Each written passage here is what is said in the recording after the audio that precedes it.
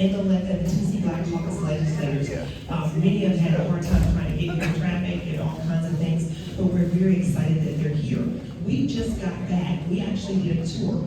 So before we started this, Beck has a film. It's about 21 minutes. It talks about the Black community and urban renewal. We showed the film to the legislators and a group of folks with them, and then whoever wanted to could get on the bus and ride with us. And so several folks showed up, and we did a tour of the old Black community of what it looked like before urban renewal. And we had several of our leaders, Mr. Robert Booker, Dr. Theodis Robinson, and Dr. Harold Middlebrook, and Mr. Judy Roberts, and several Mr. Booker and others who helped us do a wonderful tour on a electrical bus, which was very nice.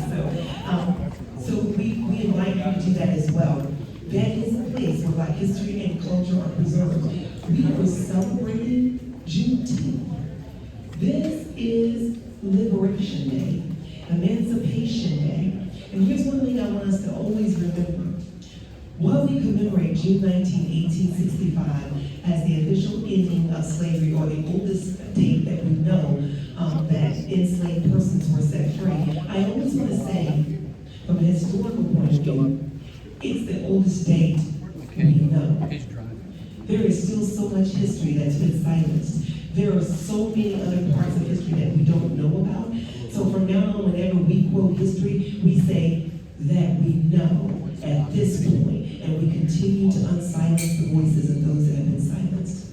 So again, I am grateful to be here. I'd like to acknowledge first our board of directors. We've got several board members here. I know I see them, and I'm looking around the room and just, y'all are all blending. Sorry, if you're a Beck board director, would you stand or raise your hand? I know Dr. Stan Bowie is here somewhere, and I know there's Dr. Stan Bowie. Arnold Cohen, is he still here? Our attorney, Arnold Cohen, was here, and then Theresa Venable is here.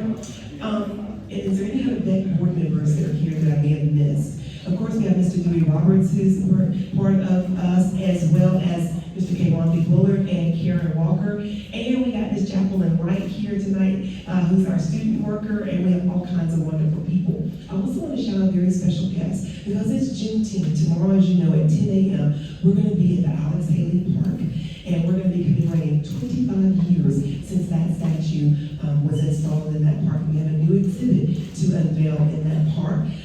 And tonight, our special guest who will be with us on tomorrow is here. Would you help me join me in welcoming Miss Ann Haley Brown, niece of Alex Haley, all the way from She's here today to be here tonight for this, for our event in the morning, so thank you so very much. So we are very excited to get started. We want to hear from our legislators. We want to ask some questions. So the way it's going to go tonight is I'm going to actually introduce our state representative, Representative Sam McKenzie, who is going to introduce and acknowledge all of our elected officials as well as our state caucus leaders. And so if you would join me in just really affirming and thanking so very much our Representative Sam McKenzie.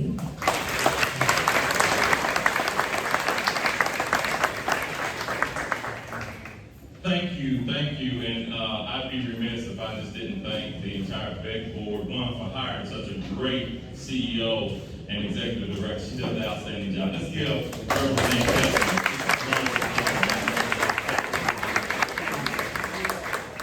As you know, this is the second stop on our statewide tour. We were in Chattanooga yesterday with Representative Yusef Hakeem, representing the 28th District of Chattanooga.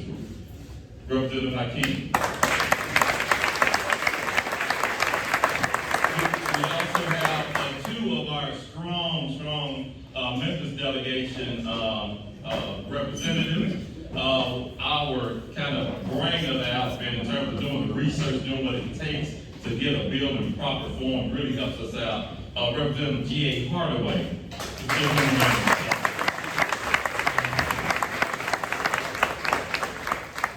And my vice chair, the man that just got married and is here. He got married about a week and a half ago, y'all, and he's right here with us. He has a good wife. She is very understanding. She knew what she was getting into. But the vice chair of the Tennessee Black Caucus, Representative Jesse Chisholm.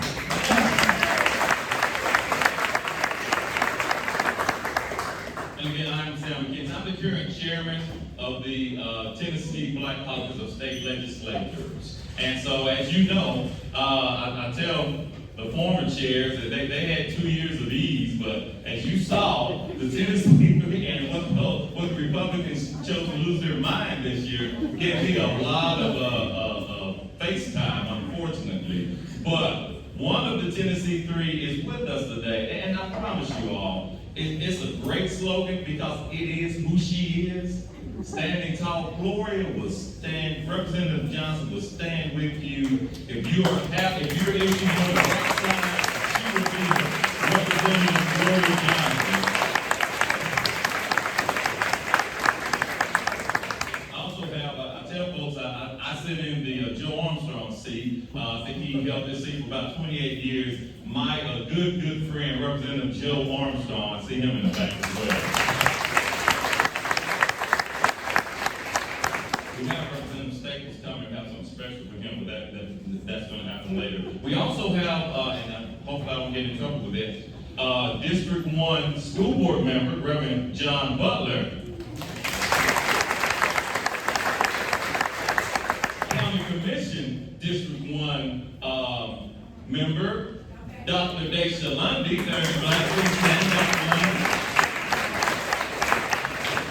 And we have our current city judge, Judge John Rawson, is in we have, I don't know if she probably left, former county commissioner Evelyn Gill was here for the entire time. But we also have, and you're going to hear, you've heard a lot about these strong men. They happen to be men, but they are the people whose shoulders I'm standing on. The very first state representative, the very first executive director of the Beck Center, and still a beautiful voice on the radio spinning the oldies, Robert J. Booker is in the house somewhere.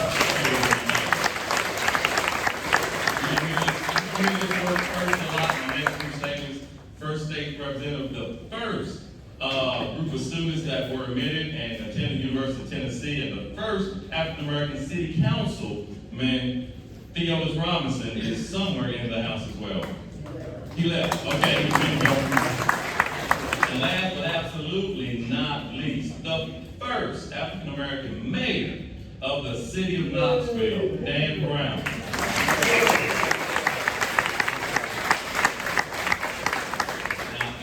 Acknowledge all the elected officials. Did I get in trouble? Did I do okay? All right, did okay. Now, quickly, we're going to have to keep it tight because we're on a tight timeline. There's a lot of candidates, and I really want you to see their faces because it takes a lot to run for office, and I definitely want to acknowledge them. So all of our candidates, if you could stand and I'll kind of point to you, just give your name and the office that you're running for. Your name and the office that you're running for. If you please stand.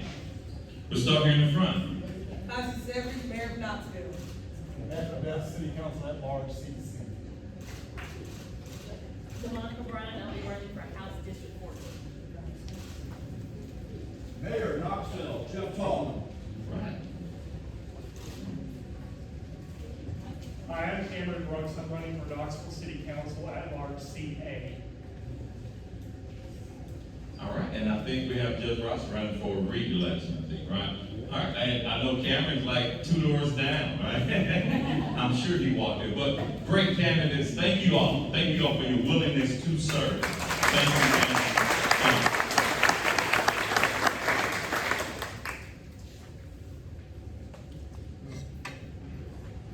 So I'm going to kick this off with opening remarks, and then we'll go down the line. As I started out by saying, this was an unusually, well, I got to stop. Former First District County Commissioner Diane Jordan had just entered.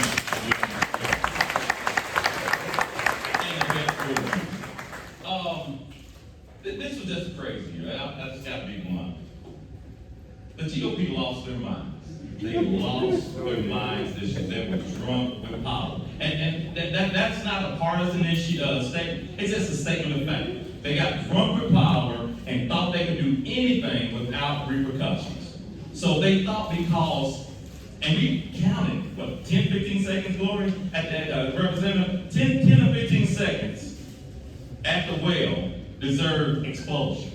So they just knew they could do it because they were in the supermajority. But what they did not expect was you all watching. You all saying, this is a shame. Democrat and Republican, they got calls from their friends telling them, don't do this. Did it anyway. So this was a crazy, crazy year. But we were able to get a few things done. You're going to hear a lot about that. But I'll start out by saying that wasn't the only thing that was crazy that year. They have spent a lot of time trying to undermine and just gut Tennessee State University, our only publicly funded HBCU. They tried to get rid of the president, tried to get rid of the entire board, tried to take the board from every other four-year college, 10 members, give them 5. 2023, these are real conversations that we're having. And then on top of all that, they said, well, we can't do all that. Let's just gut the board and put them under the junior colleges. No disrespect against junior colleges, but you don't have the only African American. So when the representative from the 14th district say, no, I never called anybody a racist, but I did say you all are throwing bullets at the African American community, and people are seeing that. So thank you all for watching. Thank you all for your response, and we'll talk a little bit more about that. But at this point, I'll turn it over to Representative Jesse Chisholm. Thank you.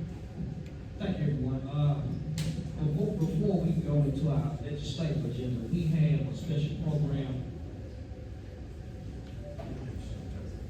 Yeah, there we go. We have a program that's being put together, and just let me give you a little baseline to it. You know, small businesses are the lifeblood for our state. It's the lifeblood for our country.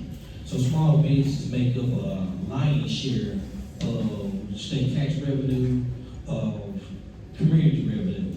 So there's a program to give a helping hand to our small businesses, and we have Lamont Price and Whiskey Pender with the Tennessee Department of Economic and Community Development to tell us about this exciting program, Fund Tennessee. Let's give them a hand in there.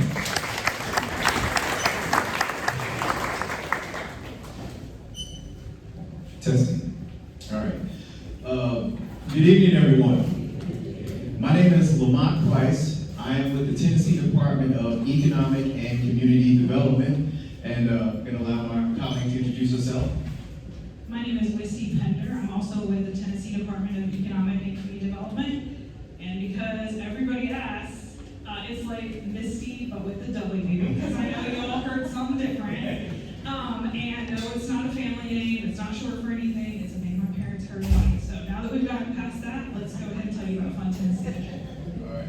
So on behalf of Stuart McWhorter, our commissioner, we're here to give you all a brief introduction into a federally funded program through U.S. Treasury called the State Small Business Credit Initiative 2.0, and it's in your packets as well. Now, this is an access to capital program that is designed to fund entrepreneurs and small business owners here in Tennessee. So it's a $117 million program that is based on debt and equity. This is not a grant program. These are true debt instruments, true equity investment instruments, and also there is a technical assistance program that is designed to help small business owners and entrepreneurs become capital ready. A big feature of this program is that 52% of the $117 million must go to what is termed SETI, or socially and economically disadvantaged individuals and small business owners. That's a broad definition, but it includes folks who are in rural communities, minority groups, veterans. It's a broad definition, and you can actually look in your packet. There's a QR code that you can use to click on it and get more information. And there is a sign up once you go to Fund Tennessee. That's how we have branded the program. FundTennessee.org. You can sign up for notifications and updates related to the program. Now, my colleague is going to talk about one of the components of the program really quickly, but it's under Fund Tennessee is the umbrella program, under that program, there is Lend Tennessee, which is the debt, Invest Tennessee, which is the equity investment program, and Assist TN, which is the technical assistance program. And I'm gonna turn it over to my colleague, Wisty, to talk about Lend Tennessee. So Lend TN has been allocated $40 million, and it is for businesses from the most rural to the most urban. So it's not specific to an area of the state. We're working with CDFIs, which are Community Development Financial Institutions, and MDIs, Minority Depository Institutions, and they're sort of the funnel through the dollars coming out. We're not going to go into lots of detail because there's a lot of information to cover tonight, but we do encourage you to use the QR code, put your information in. The funds are not currently available for somebody to walk up and get a loan or to get an equity investment, but they will be available pretty soon. And the best way for you to find out what's happening when is to follow that QR code, put your email in, and be sure you're checking your folders in case it gets picked up in your spam. Assist TN, we're going to touch on just very, very briefly. We have a program called Tennessee Placemakers Entrepreneurship Fund. We call it Placemakers or Tennessee Placemakers. Eligible applicants for that, and this is different than what we're talking about for Fund Tennessee, but if you work with small businesses and entrepreneurs and you're a nonprofit, a government agency, or an educational institution, and you want to help your businesses that you work with become capital ready, maybe help them with procurement and contracting, there's lots of things you can do with it. Please, can I put you on the spot just a little bit? Tanika Harper, who is with Shore Foundation, is one of our placemaker grantees in Knoxville. So we're really excited to ask her questions, but there's lots of things that you can do with it and lots of great things coming. So going back to Fund Tennessee, Lamont's going to talk about Invest TN real quick, and then we'll wrap up with Assist and be done. So Assist Tennessee is going to be run through one of our partner organizations called Launch Tennessee. And so the way part of those funds will be allocated throughout the state is through a state-run Entrepreneur Center program. So the Entrepreneur Center for the Knoxville region is the Knoxville Entrepreneur Center. And we have 7 of these Entrepreneur Centers located throughout Tennessee, but that's how effectively you will be able to apply for those equity investment funds through our partner Launch Tennessee. Now again, we could get into the weeds, but this is not what this program is about today. So if you have any questions, happy to answer any questions after the fact. But we want to thank everyone for being here. Thank you for your time, for the elected officials who are here. And we're really bullish on getting this program, the awareness out, and getting our entrepreneurs and small business owners capitalized and trained throughout Tennessee. Thank you. One last thing I want to add to that is that we know these funds, we've got lots of amazing programs and businesses in our state. And one of the things that we fully believe is that this access to capital is going to afford us generational change when it comes to access to capital. And what we've been working from the very beginning is to support and develop an inclusive continuum of access to capital statewide, most rural to most urban. So I hope you'll help us with that, and have a great rest of your evening.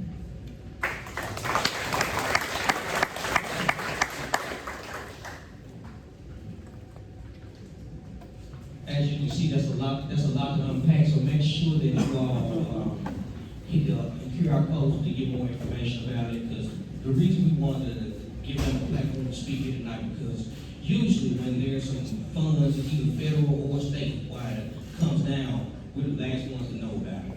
So this time, we wanted to do something different. We wanted to be the first in line instead of the last in line, so that we'll have a fighting chance to get funded, so that our businesses can thrive. So thank you. Yeah, and as she said, now's not the time to apply. So, and, you know, we have to have these conversations about should they come down. But what we want is come that July time frame when these funds are released, at least the federal dollars coming down, the kind of pass-through dollars. We want to fill the pipeline up before the other folks from the more rural area or the other people that might be peripherally advantaged by fill up the pipeline. So let's start getting our thoughts and our applications ready for these investment and long products. So thank you. At this point, we'll turn it over and let you all kind of give a brief introduction. Then I'll have our moderator move the program. All right, so again, I am Representative Jason Chisholm, representing the 85th District in Memphis, Tennessee. So I have the most western district in the state, so I can hit a rock and hit Mississippi. So I have a lot of fights about keeping our dollars in Tennessee. So this is my 5th year. I have the privilege of being the vice chair of the Tennessee Black Caucus of State Legislators, and I'm just so glad to be here and be on the team with such great minds up here. Thank you. Good evening. State Representative G.A. Hardaway Sr. I gotta put the senior on because my son is the second. And sometimes when he watches the news, he does not want to be confused. But I want to thank all of the individuals who were responsible for pulling everything together this evening, especially our Black Caucus chairman and our Black Caucus vice chair, who is also responsible statewide for making sure that we get everywhere that we have a Black Caucus member. So Vice Chair Chisholm has been a busy man. I want to thank before anybody else does, because I want to get fed first, the 100 Black Women. I love the coalition of 100 Black Women.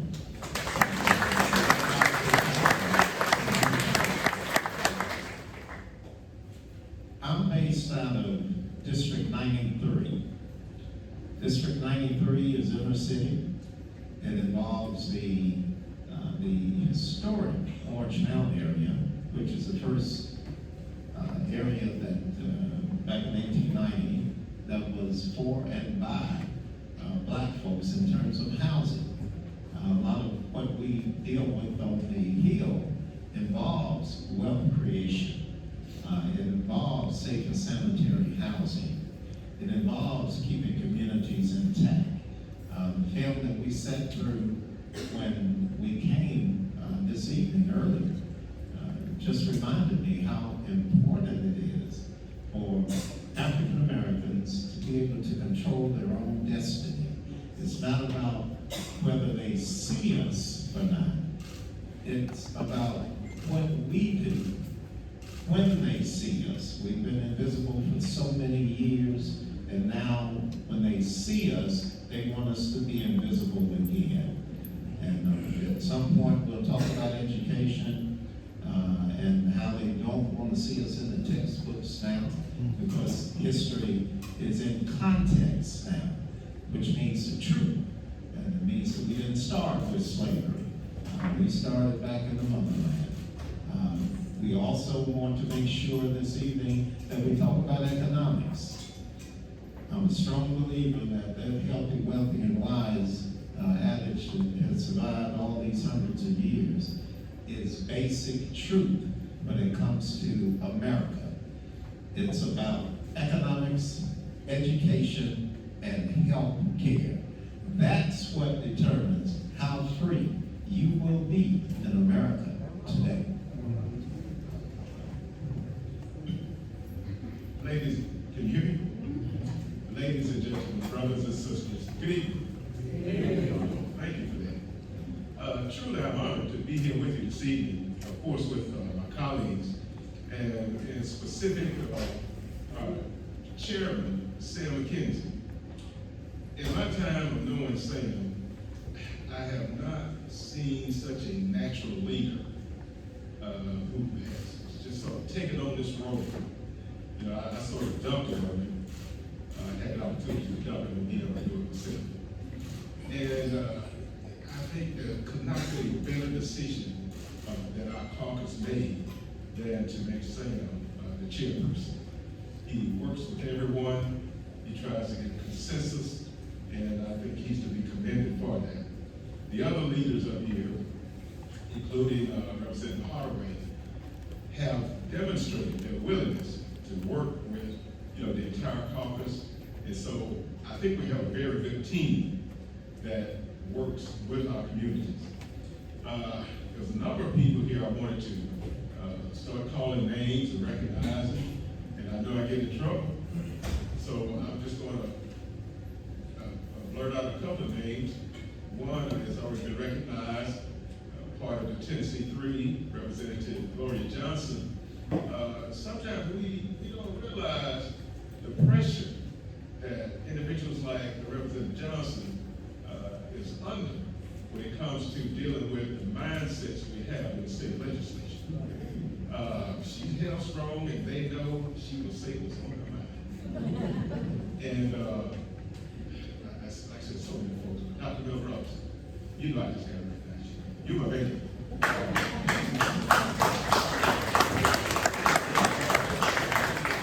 But I know we all want to get into the issues at hand and getting input from you.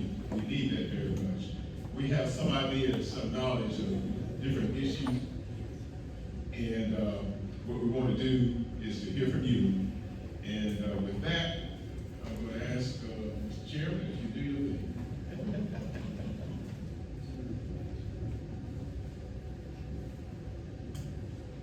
All right, you kind of have to be nimble. You have to be nimble and able to move. Turn that mic on. And so that's what we're going to do. We're going to change the agenda a little bit because we had two very, very important people coming to the room. So I'm going to ask Representative Johnson if she come forward, and we also have in the room Senator Becky Massey has come in the room, and I'm going to ask them to come forward, and Reverend Renee Kessler to come forward as well while we bring that up. So, as I talked about, there's always good and bad. There's some things that go strictly partisan, but sometimes you really, really, really can have nonpartisan things happen, and greater heights are achieved when we work together. And we were able to do that this year. This year, we've been trying for a few years, but through the efforts of Senator Massey, Representative Johnson, and the entire caucus, we were able to get some monies this year for our East Tennessee African American Museum. So this year we were able to get Bessie Smith Museum in Chattanooga, so if we all come forward, a grant. And this year we also were able to get the Beck Cultural Exchange Center a grant to help out everything that you see here for $250,000. So let's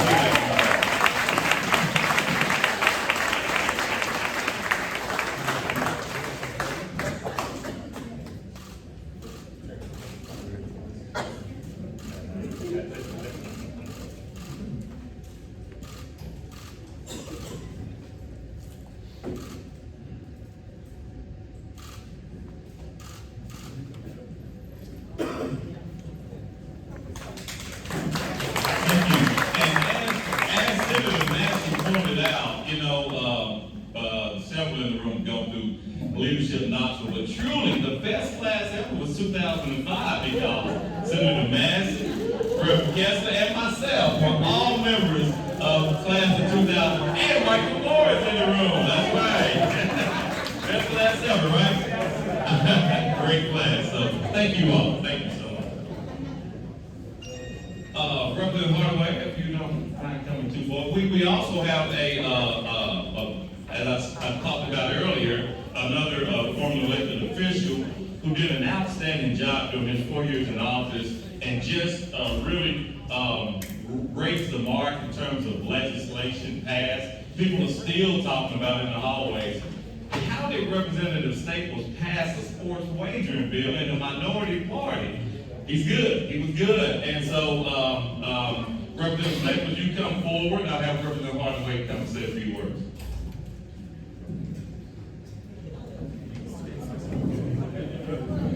Representative Greg Staples, y'all, welcome.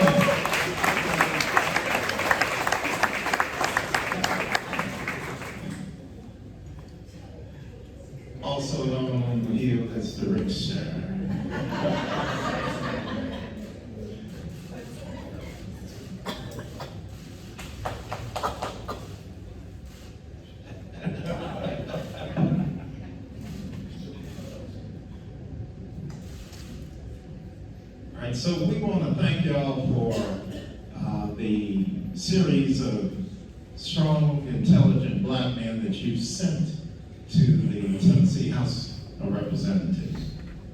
Joe Armstrong, stand up and acknowledge everybody so we can acknowledge you. I got a lot of my do's and don'ts from Joe Armstrong.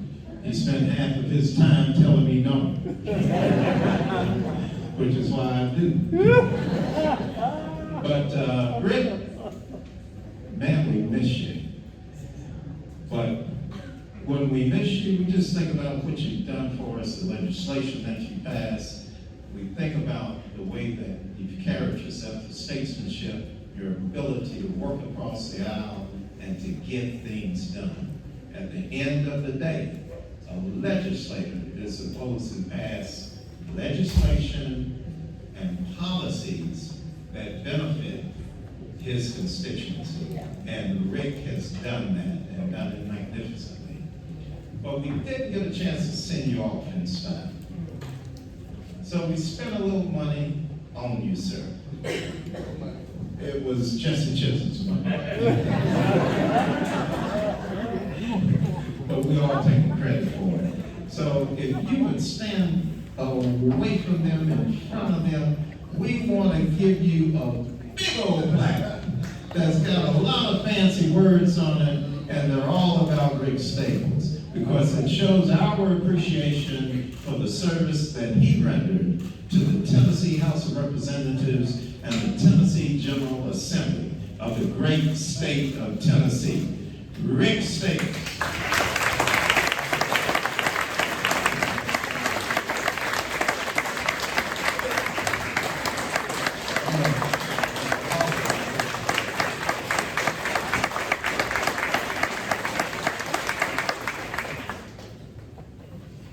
So first of all, Sam texted me and said, hey man, please make sure you come. Like, I'm gonna be late though. He said, okay. Then Jesse texted me and said, man, where you at? I was like, I'm out of my business. I'm on my way. And it should have been at the bedroom, my second home. So I put my cigar in, drove back here to support my friends. And these jokers done pulled one on me. Because I was sitting in the back, I didn't even know this was going to happen. If I'd have known this was going to happen, I would have worn my other wafers. They're a little fancier. Renee, I'm parked illegal, because I was going to slide in and slide back out. But evidently I can't slide because I got this big old can to take home. And everybody sees me now. Listen, let me say this. Bob Booker, thank you for giving us a seat and showing how to hold it. Joe Armstrong, thank you for the pillow you were in Nashville and driving me to work hard. Sam McKenzie, thank you for what you're doing. And y'all been through some stuff. You hear me? And that's the first time I ever thanked Jesus for another man. I said, thank you, Jesus. Yes, I'm not going to right now. Because that's a lot. I love these gentlemen up here and the members of the Black Caucus. I do not like surprises, and they got me today. Like, I don't even know how to deal with this. I'm blown away. Renee, I need to come to the back more. I'm not going to look at you while I'm saying it. But thank you for what you've done. Senator Massey, she's still here. That was mom for me. Thank you for the money that's given to this anchor of this community. Is the African American Museum for the state of Tennessee, to be honest. And thank you for the work. And thank you, ladies and gentlemen, on a hot day, hot night, and coming and supporting the Black Caucus. They need your help. They need your prayers. And some of you got bad knees. So thank you for standing and giving me a hand clap. And it was my honor to serve. It was my honor to represent Knoxville for my time period. And thank you, guys. And thank the ladies. I try not to remember I worked with you, GA, because I was like shit, but it was an honor to serve and to work, and I'm very grateful. God bless you all. Okay, Godspeed.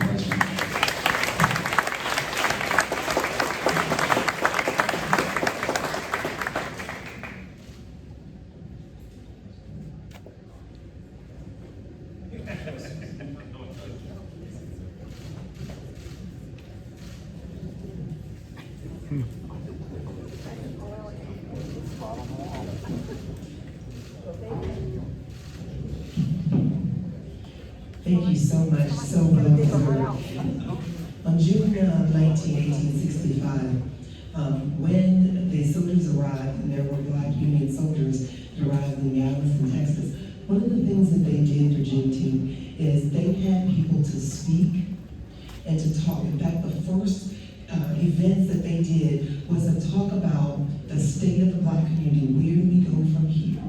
Which is why Beck started doing these Juneteenth legislative Black Caucus events several years ago before COVID. We were always supporting Juneteenth, and we were saying, where is the Black community and where do we go from here?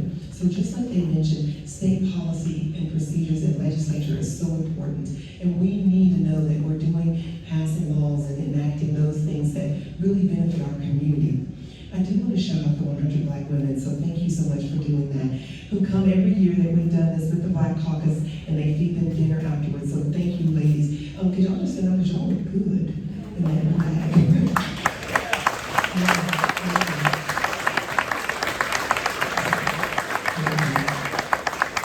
So now what we want to do is, because again, one of the things that they talk about is, where do we go from here?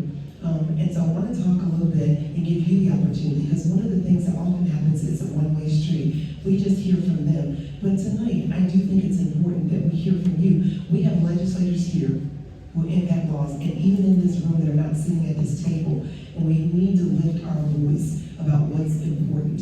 So if you do have a question, I'm looking for my people. Somewhere, K-Wampi is doing pictures, and he's running. I know he's going to come. And we have a microphone, and we will be happy. And Karen and Jacqueline, I'm sure, is somewhere. There she is, Jacqueline. Jacqueline, come grab a mic for me, baby. And so we will, if you have a question, at this point, this is for the Q&A. So rather than just having them stand up and do monologues, I want to give you a topic. What is the issue that is most pressing that you want to know what these legislatures are going to do to address that issue? Right over in this corner.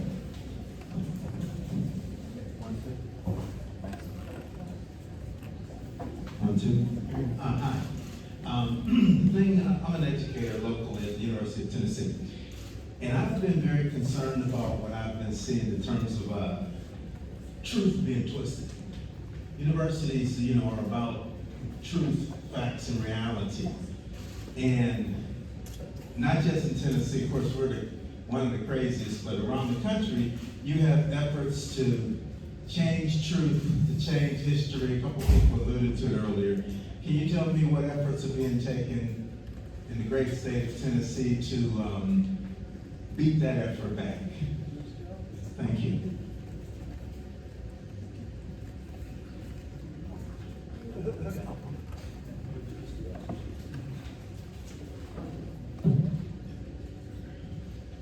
Excellent question.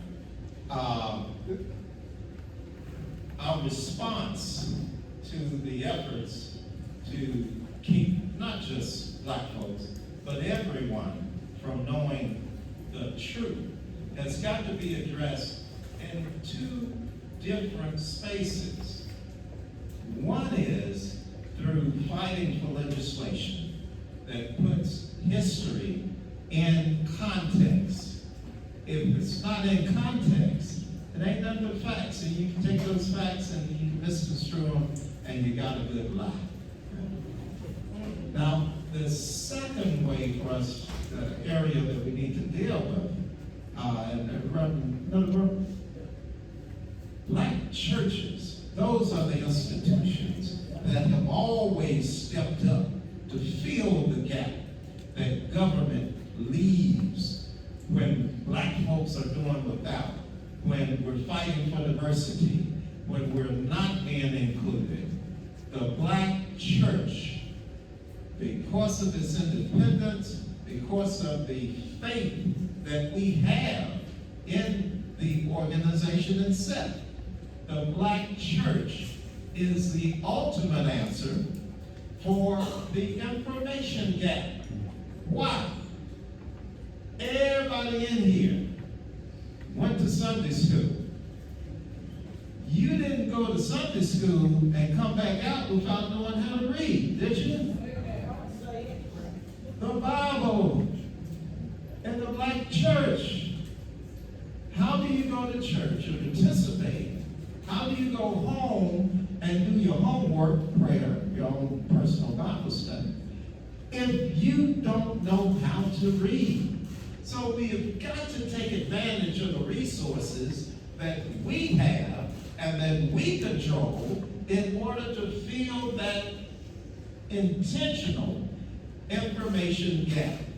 And that's the short answer.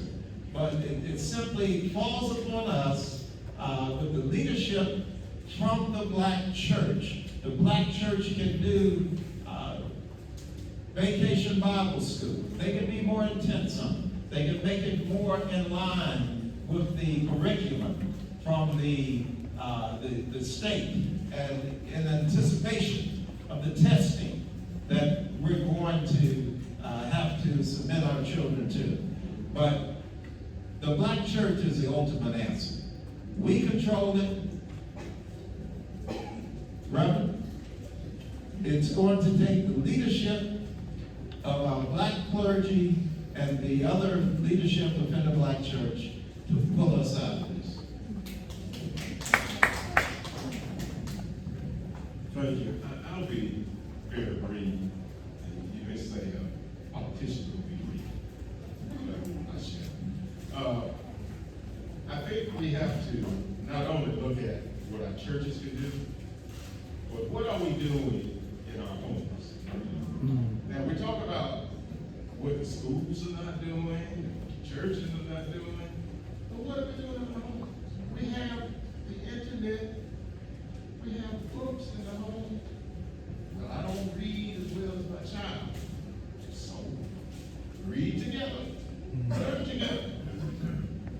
Education has to be given to them in such a way that it demonstrates of the importance of having an education. That is the thing that makes a difference in our income, and a lot of times in the relationships we have with other people. So when I think of Juneteenth, I think of the fact that we had a group of people during that time who never gave up hope, who saw a future. We can look back and see representatives during those times. Now, you can imagine what they may have had. We have elected officials now.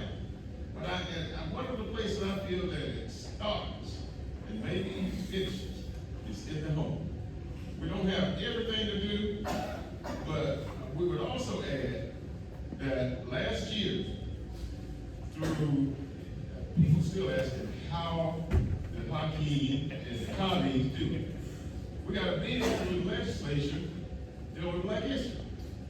That the new textbooks that will come out, I believe it's 24 or 25, in 24 or 25, will have Black history in such a way, the truth that is being talked about here, that to move forward. And you know, with the legislation mindset we know of, how in the world did we get, I think the vote was 80 to 2. So I'm saying there was relationships that had to be built, not only by myself, but my colleagues working with others on the other side of the aisle to give an understanding of the need for Black history. As an individual, my history, my heritage, and my culture, you know, people could attempt to put me down, put me in my place. But I know who I am, where I come from, and what I can be. And I told, I'll end on this, my colleagues in the legislature, we have a Black history program that my mother taught me to treat everybody where you want to be treated. Treat everybody with respect. But don't take nothing off nobody. I'm saying it has to be a balance. You know, we strive to treat people the way we want to be treated.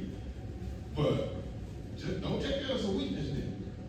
Because we will come back when you in the other direction. Okay. back, we're gonna get another mic up front just in case, so we can make sure everybody's getting a chance, and then we can share this one. So you stay up here, Kay, because I think we've got some questions, but Jacqueline's got one in the back. Yes. Yeah, earlier, I hear both of you all, when you talk about the church, the other one you talk about the home. But in 2023, moving forward, the people that we want to learn this about is our youth, our young adults, our juveniles. And most of those are influenced by our social media and the things that we see on TV. What kind of dollars, what kind of financial assistance that will we provide these churches and these other nonprofits to teach them how to use social media to push this information we need our generation that's coming after us to learn, to cherish and understand that heritage. How would that be done moving forward? Or is there an entity that somebody is looking at to get that job done? I'll attempt to answer that question. So, when during my time with County Commission, we had this innovative, crazy thing that said we're going to put an electronic device in every student's hand. And folks are losing their mind, a lot of older folks on County Commission at that time. And I make the statement, we're not going back to the averages. Okay, so we are not going back to so social media is here, is present, is with us.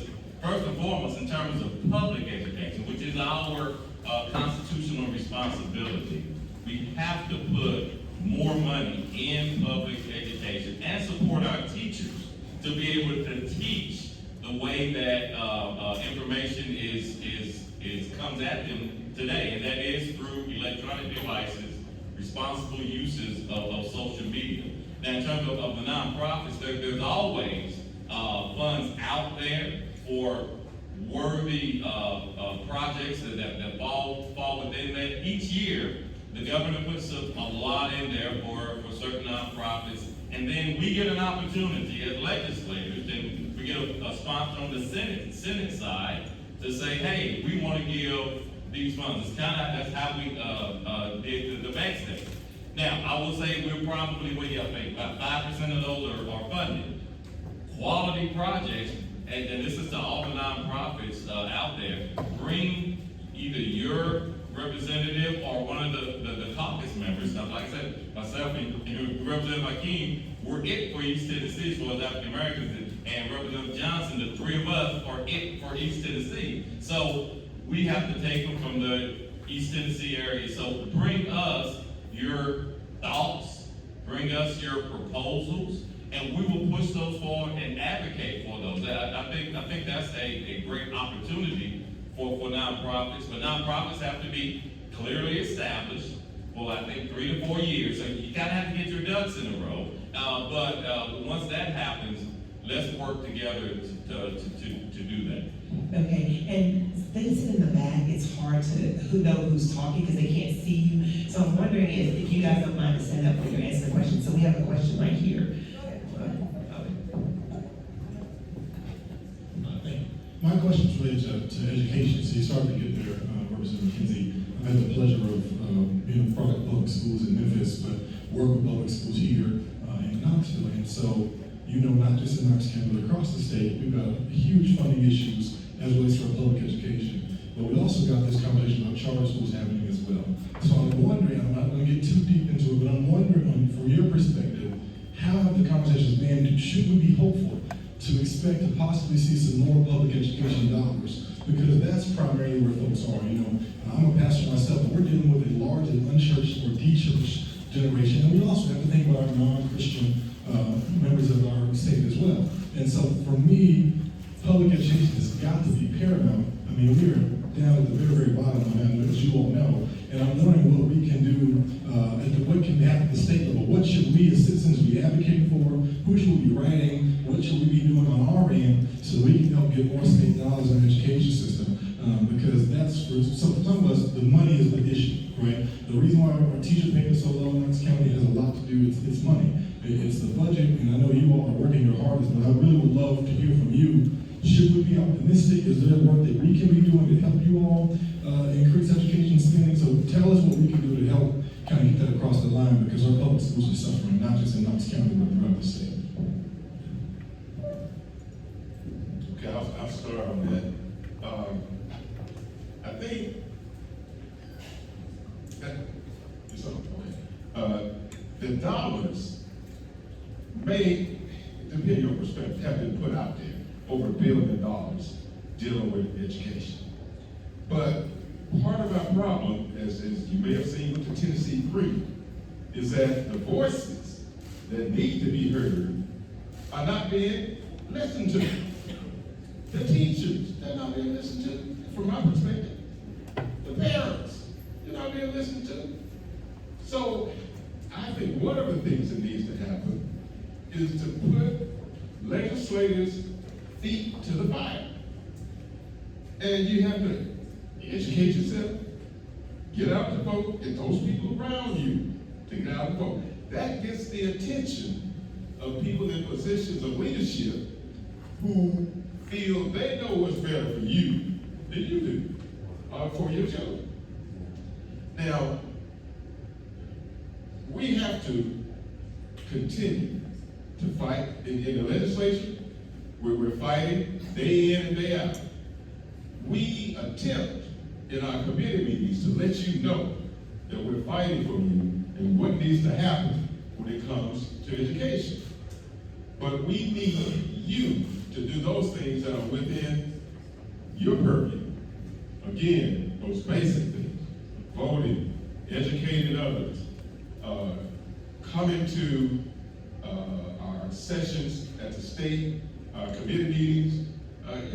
You don't have to come up every time, but if a bus load from Knoxville comes up on a particular issue, that's great. Now, in regards to charter schools, my initial concept was that, I questioned how well they are run. But they pulled one on me in Chattanooga. To my knowledge, all of those that are in Chattanooga are run well. And so that's an option that's been put out there in Chattanooga that is working. What we need is to not only have dollars, but teachers. We have many now who are committed. We need more. The position they put us in regards to education is that they create a situation where people don't want to go into teaching. Then they don't want to pay you if you go into teaching. And so, in my view, what they're trying to do is to minimize public education and everything become privatized. Unfortunately, the mindset of a lot of those on the other side of the aisle is that we don't need public education. We need to be privatized. So I'm saying we need your input on how maybe we can change some of the dynamics in the legislature, but at the same time, you need to be working, making your voices heard in the community, in these meetings where legislators come to, and together, I believe we can make a change.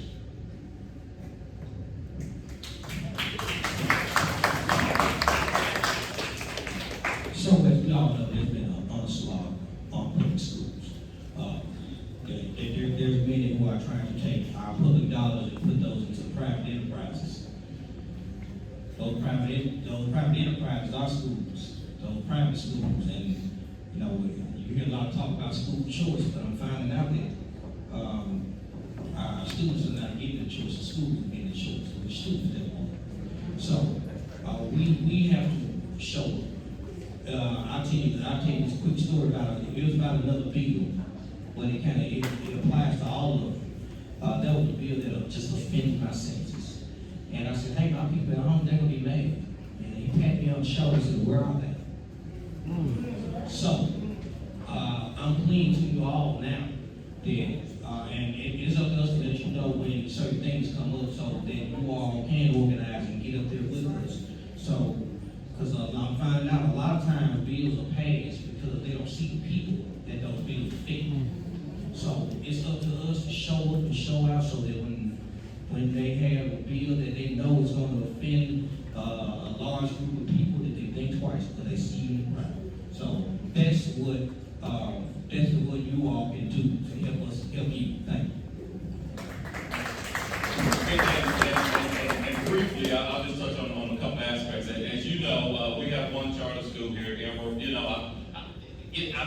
not anti-charter school. I don't think we need any more, so I came out against Knox Prep, which is a spinoff of Chattanooga Prep, but not really. It was kind of the bait and switch, you know. And when I say I'm not a fan, I don't think it's needed here in Knox County, you know, and that's what I represent. So that's just how I feel. You can talk me out of it, talk me into it, but as it relates to it comes down to money. We added $1 billion, but we didn't move the needle, and really it's kind of not really $1 billion. It's, you know, the things that were funded year to year to year to year. They said, well, we're gonna put it recurring. So they've been spending that money, but it's not really new money, is what I'll say.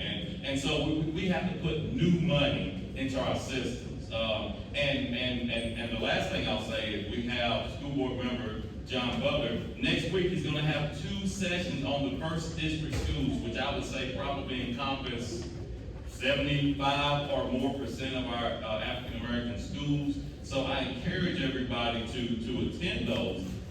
Give it your input. We got a brand new superintendent. We got a brand new program. You got regions. You know, there's things are moving. Are they moving for the positive, for the negative? That's where we find out. That's where we get started on the grassroots on how to affect change.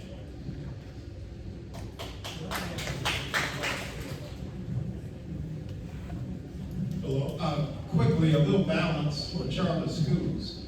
I served as executive director for the Memphis chapter of the 100 Black Men. When we opened the doors to the Memphis Academy of Health Sciences, which was the first public charter to begin operations in Tennessee. And the reason we did it is quite simply because the majority of the children that they were qualifying for charter school attendance, the rules were a little different back then, were Black children. So we had the option of sitting on the sidelines and watching someone else develop the methodologies and the systems and the processes for educating our children, or we as Black men could lead the way. And I say that because I'm going to circle back again to Reverend Middlebrook. And I'm going to quote Teddy Roosevelt, to educate a man in mind and not educate him in morals is to educate a public menace. Whoa. I'd like to address the panel. Oh, 1 second. 1 second. 1 second. All right, thank you so much. Elder Hakeem, Elder Hardaway, Leader Jesse, Leader Sam, and I call you guys leader not in the sense in the party or in the house session, but in leaders of the state of Tennessee and to the Black community of the state of Tennessee. I call you all those leaders. As you all know, I stand on my platform and talk about the tough issues. So we've done quite a few of the polite questions. Let's talk about the hard questions now.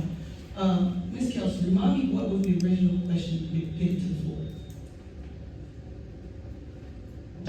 What was the original question? Yes. Oh, yeah. Yeah. Oh, just an opportunity for you to share and feedback, talk back? Yeah, I can't remember what the original question was, but my question was, I want to address Black agenda. Yes. Because as we know, in the state of Tennessee, what Person and Justin Jones and Gloria did well was highlight the reality of Tennessee, was that we are dealing with racism and white supremacy majority in our state legislature, and as people who may or may not be in our civic politics of our state know, this is not a new battle, this is just a battle that finally hit its fan and it got exposed. And so my concern is that one of the things I want to highlight to my people who, you know, we all know each other, like that's the beauty. I am engaged with my civic politics. I do know you all personally, and I spent time on the Hill this year too, myself. But one of the things I want to express that I find frustrating is that when the cameras came, because you know, everybody knows cameras are short, you get only so many seconds and so many moments to tell what's happening in your area. And one of the things I want to express is that I was frustrated that when the cameras came, there was an opportunity to really highlight Black issues of Tennessee. Like how we're only 12% of the state, but we make up 40% of the incarceration rate in our state. How our Black farmers are having their land basically stolen right beneath their feet, and pennies on the dollar is the very bare minimum to offer we can get. The realities of how state legislator has written laws that are not only unethical, but should definitely go to a legislative process or a litigation process. Let me correct myself, because we need to go to the courtroom on some of these issues, because it's literally civil right-based concerns that we're having with the way policy was passed this year on the Hill. And then I come home to my own local community, and I still have concerns, because in Knoxville, we have a 22% poverty rate, but 47% of that poverty rate is Black demographic right in our own city. Not to mention, we are dealing with Black land stolenship right here. The Austin Homes, the bottom Morningside community is finally in its final leg of inertia or erasure, genocide. Call it whatever word you want to call it, but Black history is going to be depleted there. And there are going to be numerous, not just a few they share until now, it's going to be numerous stories that are no longer existing. And so I am challenging my caucus members, and I am more than happy to engage and work with you, as you know, but we need to address a serious Black agenda for Tennessee. Because the beauty is that, yes, you represent your district, but as you've already admitted here, that when you go on that Hill, it is us versus them, literally. And as we learned from the hidden recordings of the caucus of the GOP, they thought that there was some network of friendliness only when it's convenient for them. But when we buck the system, all of a sudden, we are problematic as well to their agendas as well. And so for the Black Caucus, my question for you is, what is Tennessee's Black agenda?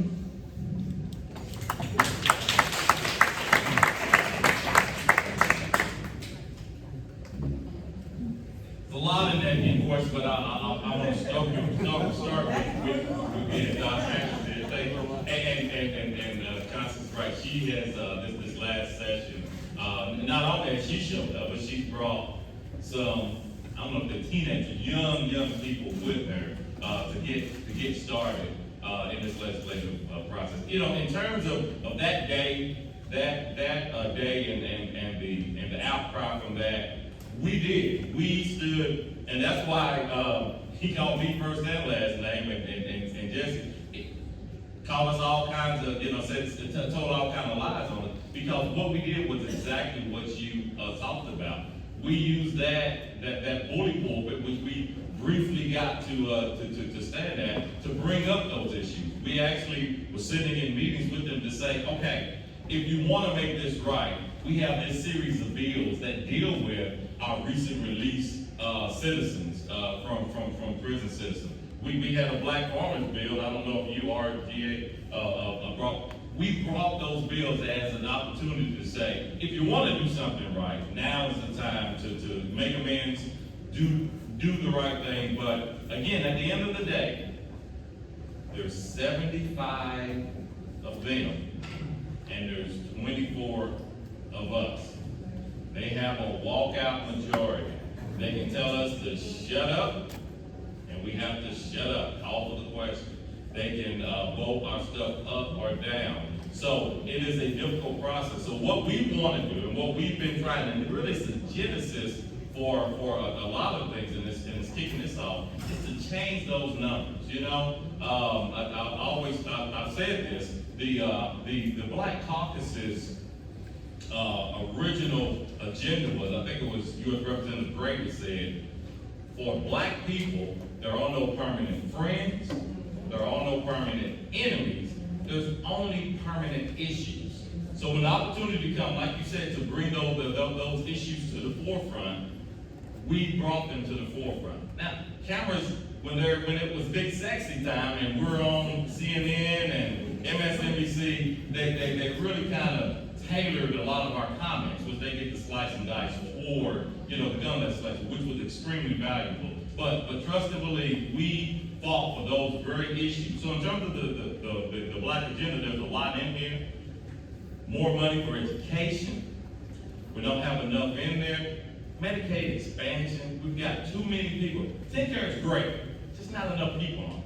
That's our problem. Expand that, take that $1 billion that they're holding in Washington simply because it was called Obamacare in 2010, and they're still holding on to that. I firmly believe that. And to try to put more money. At the end of the day, It's health is wealth, but wealth is also wealth, which is why we brought the folks from the Department of Economic Development to talk about those opportunities. Because it will be the small business owners. As we saw during the film, I think it's 107 businesses were shuttered during the, just in Knoxville, with a small minority population, 107 businesses were shuttered for urban removal, renewal, whatever you want to call it. So, and we've never, and as he said, we probably never will recoup from that.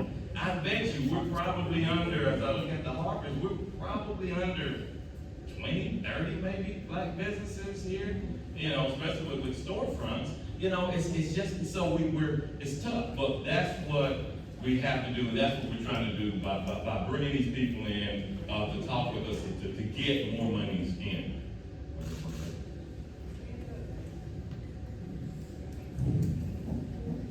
Well done, Chairman. I'm gonna do a little color commentating on it. First, I'm going to give you a quote. It ain't from Malcolm X, it ain't from Dr. King, it ain't from W.B. Du Bois, Frederick Douglass. I'll give you the quote and I'll tell you where it's from. Any nation in a civilized state that expects to be ignorant and free expects what never was and never will be. It's Thomas Jefferson. You want to understand what we have to do in order to maximize the amount of freedom that we have in America. He told you why he was writing the Constitution language the way he did. It's for an informed populace. You have got to go to the polls, two things. You've got to go to the polls as informed voters. Now, most politicians love the low, L-O-W voters, and the no voters.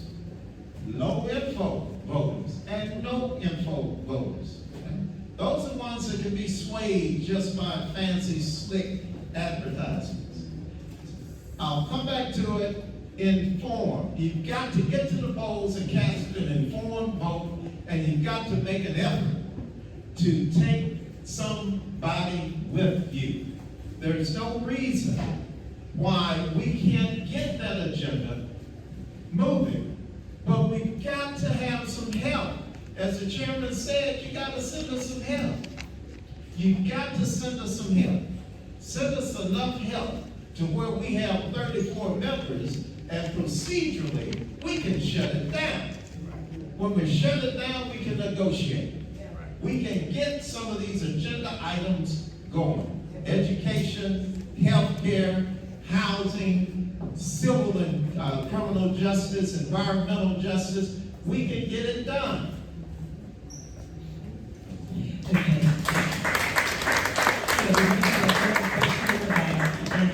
If you wouldn't mind just to make your question really quick, we have about 10 minutes, and there's several other hands that are up as well. So we've got some over here, and some over there. Thank you. Hold it. I'll make it quick. Hold it.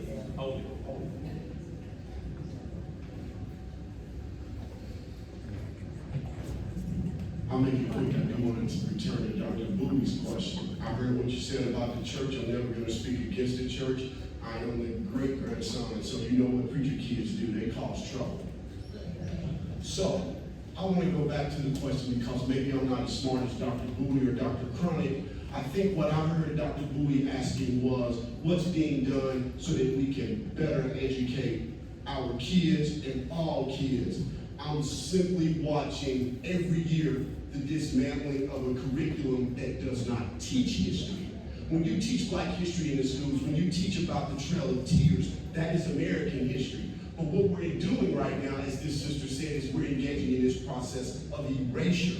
So I'm going to rephrase the question because I'm not sure I quite understood. What can we do legislatively when there's a supermajority, as my brother second from my left said, the low voters don't understand that this might actually affect them too. It has been proven that diversity actually benefits white people more than it benefits black people.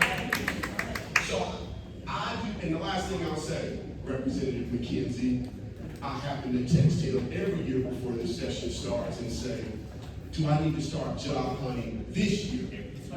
Because every year I'm worried that my job is going to be eliminated because people don't even know what critical race theory is, okay? But I do critical race theory.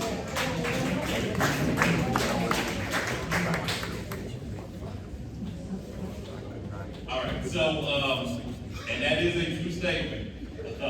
Dr. McCoy texts me every year, do I have a job this year? I hadn't seen the bills yet, I don't know. But honestly, as honest as I can be, we have folks in our Knox County governors that I just gotta talk about it. Representative Justin Lafferty and Jason Zachary are hell-bent to eliminate anything dealing with, in higher ed, with diversity, equity, and inclusion. They're leading the charge. Tell him I said it. He says I'm not his friend, I'm his colleague. I ain't his colleague, he's nothing. Because he does not care about his entire community. He doesn't represent Knox County. But to answer your question is, at this point, what we have to do is ebb the flow. We have to stem the tide. I'm telling you right now, they're going to be introducing legislation to get rid of DEI program. John Reagan out of Oak Ridge. And it's all around here, guys. It's our folks. It's our folks in our area that's pushing this damaging legislation that's really damaging their kids. Juneteenth is a great holiday in that they don't fully understand it. Learn about it. Talk to a trusted friend and understand, help them understand what Juneteenth is and how it really is a great holiday. Born in a tragedy, born in a lie, right? Deferred greatness. But what we have to do is stem the tide. This last year, to be honest, once Gloria stood with the two Justins, a lot of those bills just stopped. They really did. There were all kinds of extra bills coming. So, multiple reasons that was successful. Multiple reasons. But they're coming back.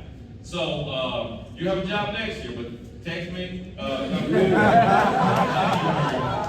I just don't fully know.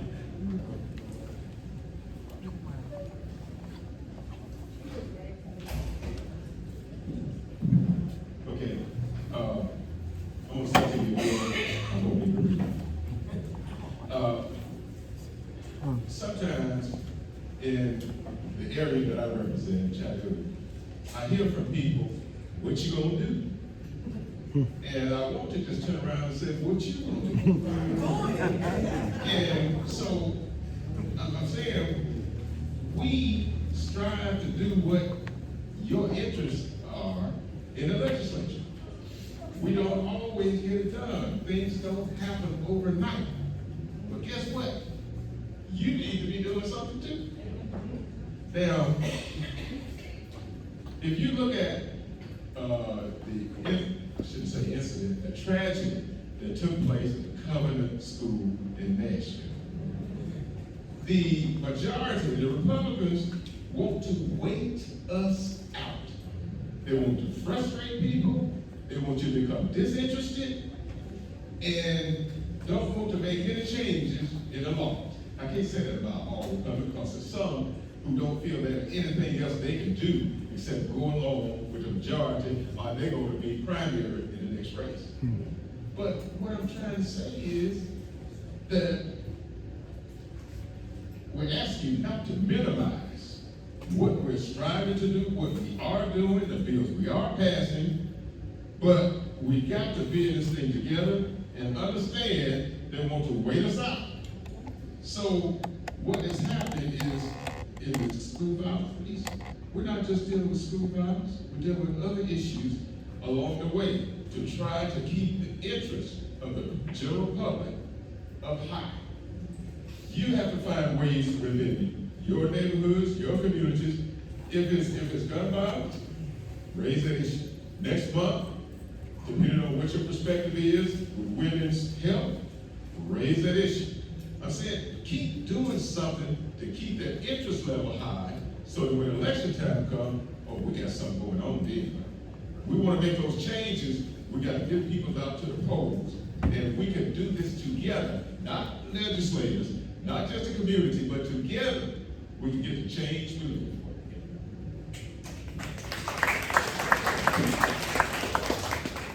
Hello, okay. I have several issues, but in the essence of time, I'm gonna hit on just two. The first I wanna ask, and I have two questions, but voter disenfranchisement. We have like almost 500,000 people who cannot vote. And you're talking about those seats that we need to get to that certain number. So I wanna know, 80% of those have finished their time, their probation, have paid their fees. So I wanna know what you're doing about that. And you said we should do something. We actually did come up with a law and a bill, and it will be, it's called the Tennessee Racial Impact Statement. Similar to your fiscal statements, we worked with Senator Akbari on this.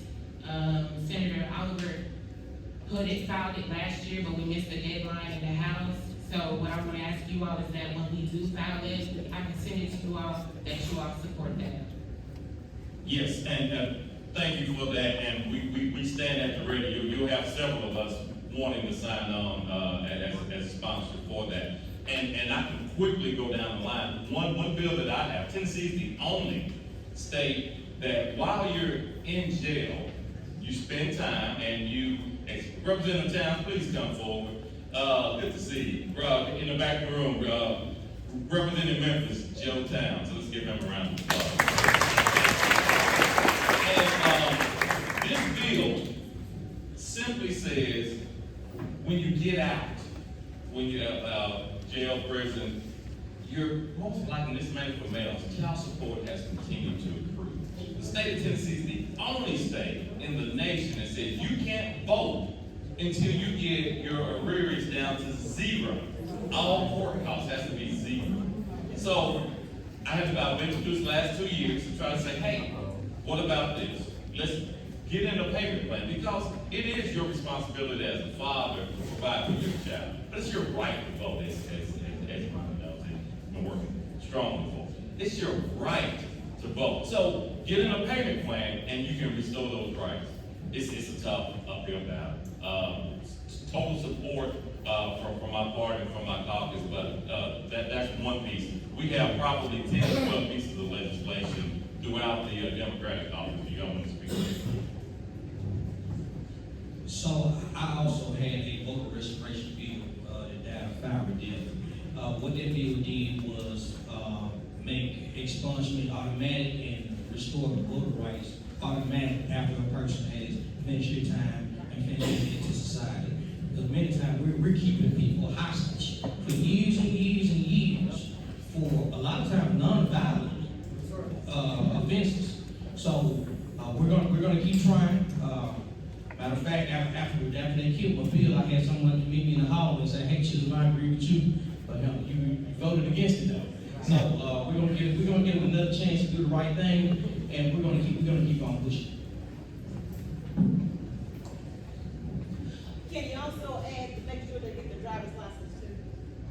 We have bills in that, yes, absolutely. Driver's license. My question is about your first bullet point, which was about Medicaid for expansion for the mental health care. And I also saw where there's $2 million reoccurring that Senator Akbari has for the Office of Minority Health and Close Gap Health Disparities. So if we're gonna expand mental health, one of the things that we also have to do is stop the criminalization of people to get that mental health. In the state of Tennessee, in order for individuals to go to a facility for mental health, we have to enter in to the ER. And then from that ER must be handcuffed to then go to the mental facility. So my question, gentlemen, is what can you all do to repeal that law so that people who do want mental health can get it without being criminalized? You know, and we talked about this on yesterday, and someone else can chime in.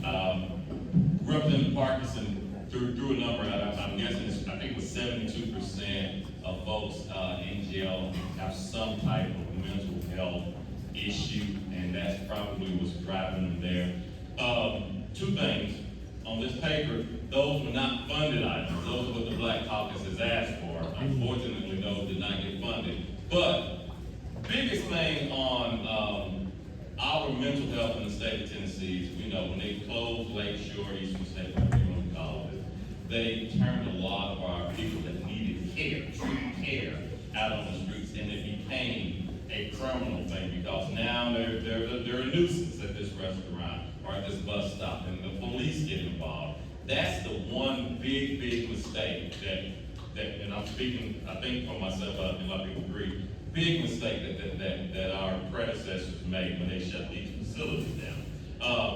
Second thing, as it relates to the thing on mental health expansion, we just want to take whatever we can get. Okay, we're talking Covenant School shooting right now, so we said, hey, yeah, we would love to have it expanded for everything, but at least for mental health, to try to get true treatment to some of these people who are suffering from an episode, or whose parents, whose counselors know that this person needs more intense treatment. So we want to, but oftentimes it's a financial thing, it's a physical thing. So we want to expand medication for that reason. So no clear answers, and you're right. Oftentimes mentally ill are treated like criminals under juvenile law. The fact that you have to go to an ER to get it makes zero sense. Makes no sense. So we have several bills, and I'll be willing to work with you this next year to craft something that we can move forward. Deidre Harper with the Women of Knoxville. We provide access to capital to small Black businesses. And I see, Representative Chisholm, that you have the $2.5 million budgeted as an approved item. So can you talk about who are eligible for those funds and how does a business access those? So, I'm actually proud to say that line item changed. I got a chance to work with the governor, the federal government, and the economic and community development to come up with the $117 million for the Fund Tennessee project that you heard about earlier today. So with that, it's the actual program. We started low, but we ended up swinging high. So thank goodness we were actually able to give more than we actually initially found in the budget. I was combing through the budget. I said, hey, there's a little money here, a little money there. We tried to put it together. So over the last 5 years, 5 years already. So we've been working on it for 5 years. And so the Fund Tennessee project, that is their line item.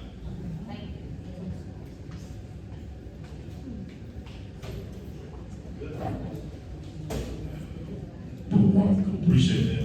I was going to ask, I'll be pretty brief. I work with cities, well, some cities, with public health approach to address community violence.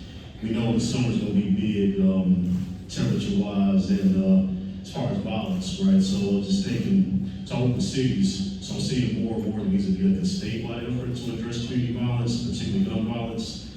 So I was curious, on the state issue with you all, has there been any effort to address gun violence, particularly in our communities?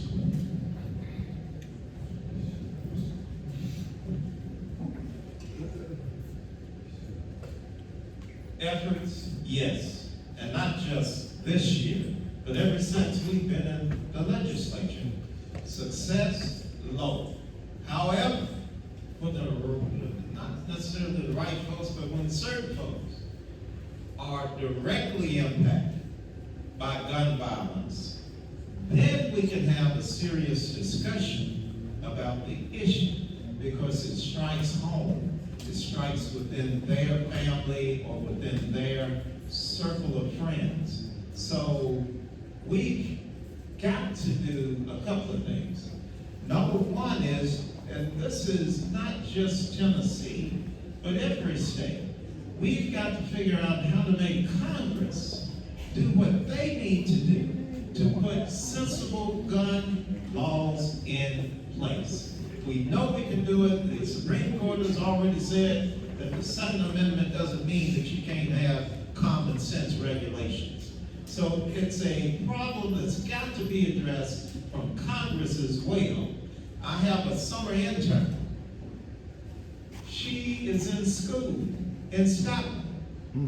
Once the Tyree Nichols issue, the murder happened, and the Covenant schools, and all of the children who have been murdered, and old folks shot down and carjacked, they started looking at her different. You from where?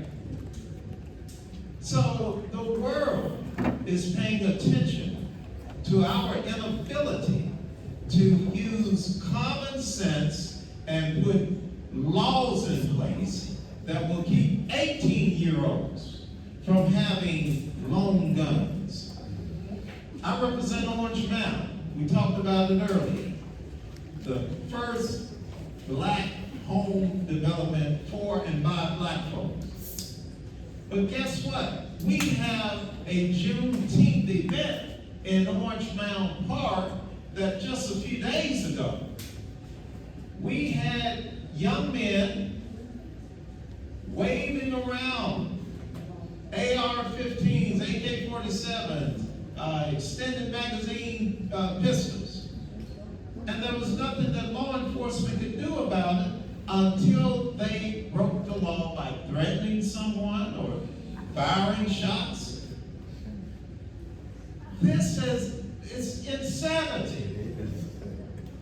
But what can you do? We talked about it earlier. Send us some help.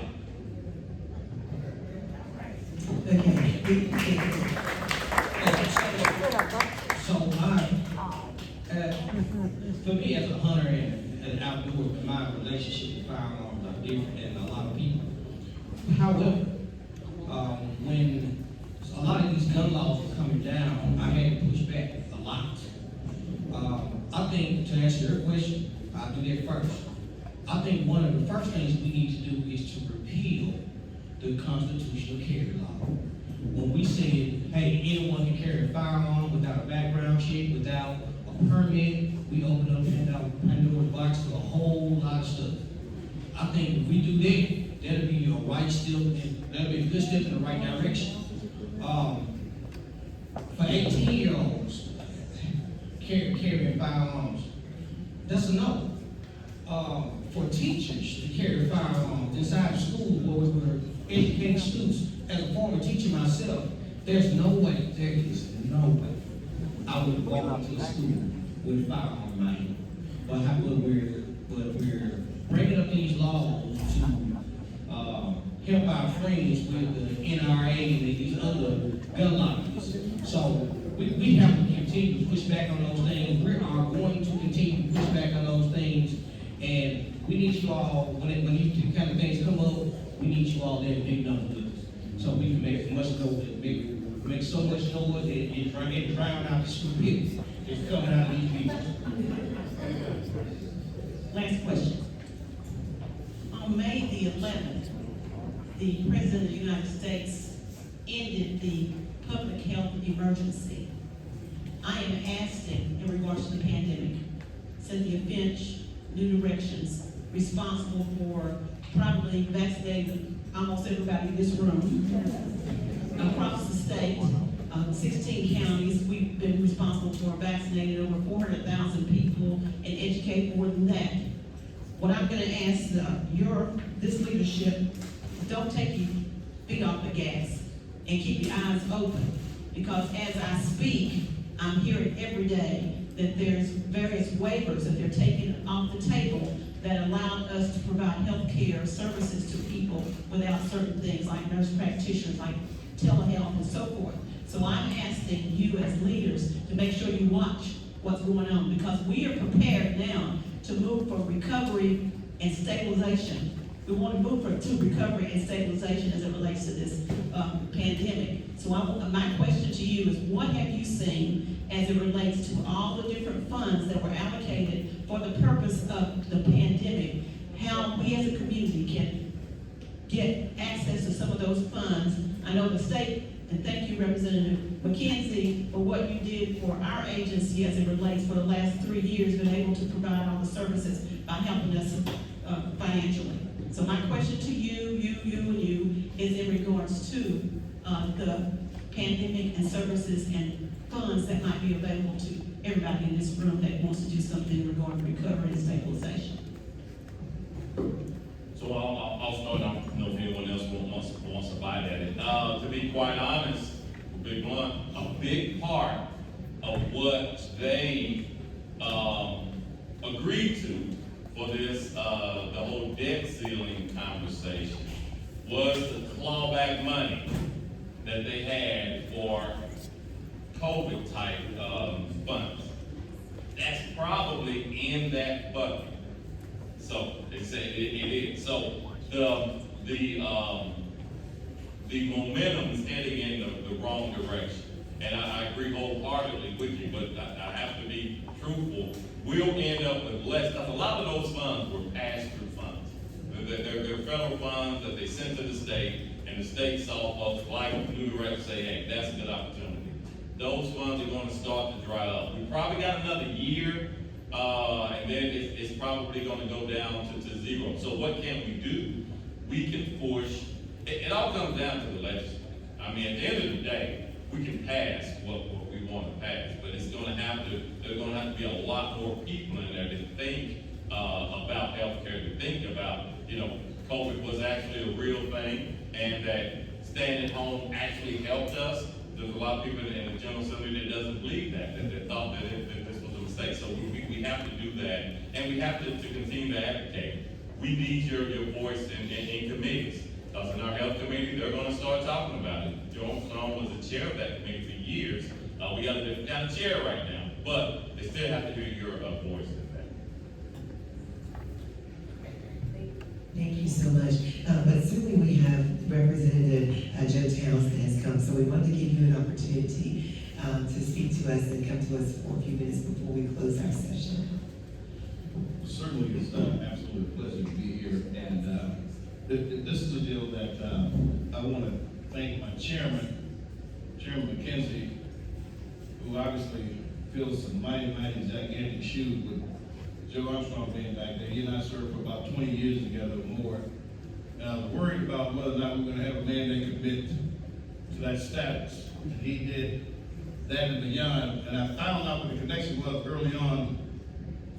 It happened to be a cute dog. I came down here and worked against him. But he's been a stellar man. He's our chairman of the caucus. He's smart. He thinks he's good looking. I call him, I gotta tell people the truth, man. Y'all know that Flanders out there, that Dyson guy, Neil Tyson Dyson. That's what I nicknamed him, because he looks just like him to me, He's a great man. He just had an honor of retiring too. We're so happy that you're able to, many of us don't get an opportunity to retire, but you had an opportunity to retire. We're happy. And you all are indebted to him because he does a tremendous job up there fighting for Knoxville and leading this body. He does a really fantastic job. We're here because of him today. We want to come all the way down to support what you're doing. We've had great leadership with Joe. And this is our way of giving back and trying to have true democracy across the state of Tennessee. Your questions can be resolved by sending us more Democrats. Don't send more Democrats, we're going to have to continue to have problems. Joe and I started, there were probably 64 Democrats. Today, there are 24. Wow. They got us 3-1, folks. They got us against the wall. We're small, but we're mighty. We don't back down, and we get some things done. But it was easier, much easier. And I've been there almost 30 years now. And what we have to do is continue to work both sides of the aisle. He may have said it already, no permanent enemies, no permanent friends, only permanent interests. to make things happen. You can get in a trench and have your lift poked out and can't get anything done, doesn't do anything, they're not gonna bring anything back to your district. You all expect for him to bring something back to this district in terms of things you've discussed with the people. We can. And I say it often, Democrats not all right all the time, especially as it's concerned African Americans. Republicans certainly are not. So we have to figure out how we're gonna still, yet being small, get things done. We need 8 or 10 seats, about 10 seats to change this super majority that they have. They can do anything they want to without our input. Anything they want to. Even cut off the debate. They don't even want us to debate a lot of times. They cut Murray off all the time. Y'all got the other good representative back there, cut off all the time, cut us off all the time. We fight and struggle about it, but they got the votes. At the end of the day, they have to vote for this majority rule. Unfortunately. I've been there long enough, we didn't treat them like that. And the people want to hear the debate, all sides of the argument, trying to persuade people to think the way you think it should be. This is democracy. They don't care. So until we get more seats, you'll keep seeing us fighting as we do. That means you need to work in other districts, not just in your own district here. We need 10 seats across the state. And you're not going to get any more in Shelby County where you have a majority black population. And that's where we got to get more seats. And it can be done because, as I shared with you momentarily ago, it used to be 64. We got to tweak what we're talking about in order to reach the people. We used to have a majority, and we lost it. And we can get it back because we had it. And we intend to continue to do it. We've got a stellar cast of men and women that help try to bring some sanity to the state of Tennessee's policies. They're not always the same, but we're not going to give up. We're going to stay in the fight. We don't do it for money. We don't do it for fame. We do it because somebody has to do it because it can get worse. And one of my committees, y'all may see this one all over the doggone world. We're talking about punishing people, and one of the members had the audacity to say, "Thank God, bring back the hanging tree." On February the 1st, which is the start of what? Okay, man, what type of dastardly, indecent explosion? Had it been the night when they probably got a beer bottle and somebody upside the head. Just kidding. But the fact of it is that that was said readily, okay? That's the mentality that you're dealing with, okay? That's the mentality we have to deal with, and you got to figure out still how to be effective with that kind of mentality. You know, unfortunately, under the chairman's leadership again, we did get that guy sister, but at one point they weren't going to do anything to him. Imagine saying something like that about the Jewish community, okay? We had to twist the arms of this other thing to make them chumps do right. We made them do right. They were not going to do right. You're going to say those hurtful things to people in our community? That's what you're dealing with. But we have to deal with it. We have to deal with it. And nobody gives a hoot about poor folks. Okay? We really have to fight for poor people. You know, I know they've already shared with y'all that we could just deal with getting this add-on to health care policy that would ensure people that have mental problems where they don't go to jail. My grandmother, 45 years ago, worked in the psychiatric hospitals. They then were dismantling hospitals. Lois DeBerry, our big sister, back then, we were telling them what was going to happen. You were going to have just a volcanic eruption of crime because the people have nowhere to go and they don't have the services. And so they put them in jail, and what's happening in jail, they're making money off of them. This is inhumane. They make money off sick people, man. Okay? The lawyers, the state appropriating all the money for certain things. This is not right. It's not right. So I would encourage you never to lose your moral standing and strength. Get tired, don't give up, take a break, and get back in the fight. And you got to indoctrinate these young kids on what's really going on. All this material and all this stuff they see is not the real world. There's still things to fight for in this country to make it righteous. And thank God we had people of good ilk, black and white, and others in this country who made it more righteous, but we have to continue to fight to make this country more righteous. Because it's sliding back the other way. All you have to do is look at the income gap.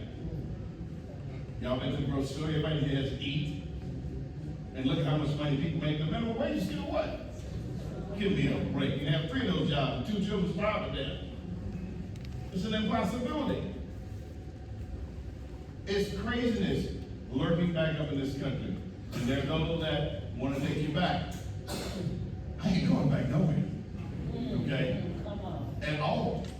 It doesn't work with me. And there are many other people who feel the same way. But we gotta have men and women of all stripes that believe in good policy and helping human beings, man. This business is all about helping human beings, not corporations only. We gotta have, thank God for our corporations, because we have to have jobs. We want our people to work. Treat us right, don't spoil our water, don't mess with the land, don't mess with the air, don't poison our food with this nonsense, pay our people properly with health care, and a perishing at the end. Okay? Because we're gonna get old. We built your company, man. We are the ones who build your company. You don't give me $2, 2 cents a minute, or 2 cents an hour. They'll do that if they give us from the offshore stuff back in the day. That's where China got us now, because they're looking for cheap labor. Okay, now China has us. Because that dog came back to bite, and fighting bad. So stay encouraged. God bless you. Thank you for an opportunity. And just know that this is a good man right here. You know. But I'm gonna tell y'all one last story. I got a testimony. He bullies me too. Y'all ain't talking about bullying. He bullies me. He bullies me so bad. You know. I told him I'm gonna put him in the wheel. I put him in the wheel. Folks not driving my losers, you know what I mean? So I quickly erased his name. We love you, man. Thank you for bringing this up.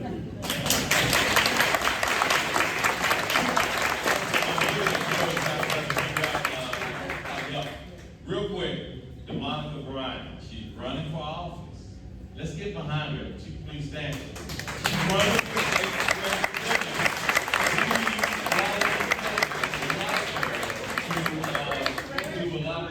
District 14. District 14. So you're going to hear a lot more from her. So at this point, again, I'm going to turn it over to the extreme CEO of this wonderful facility, Renee. Renee.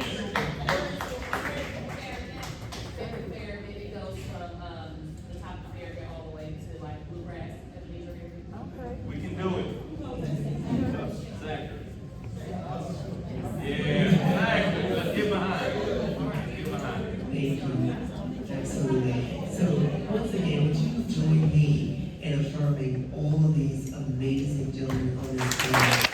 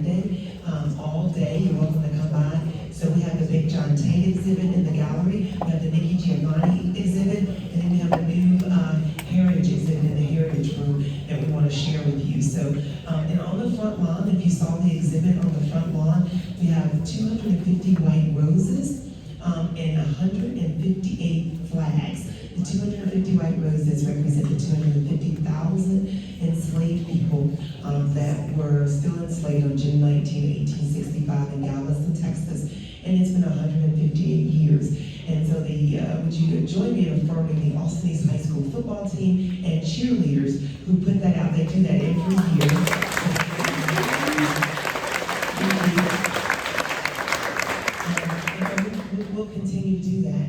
So we're here and we're serious about Juneteenth. We're serious about Black history and culture and sharing this rich history with everyone. So thank you so much. Okay, they're going to be around, but we do have dinner for them, so we do have the caterer. So the caterer is next door for them to have dinner with the 100 Black women. And again, thank you all ladies so much for sponsoring the dinner for them for us. We appreciate that. But they will be around if you do want to ask any questions. You can ask them questions because they're going to be around. So you can come up and ask your individual questions. Is that what you were going to say? Yeah, you're welcome to come. They don't mind to filter questions. So if you have questions, you'll come. Again, thank you so much for coming to the Black Culture Exchange Center. You're always welcome here.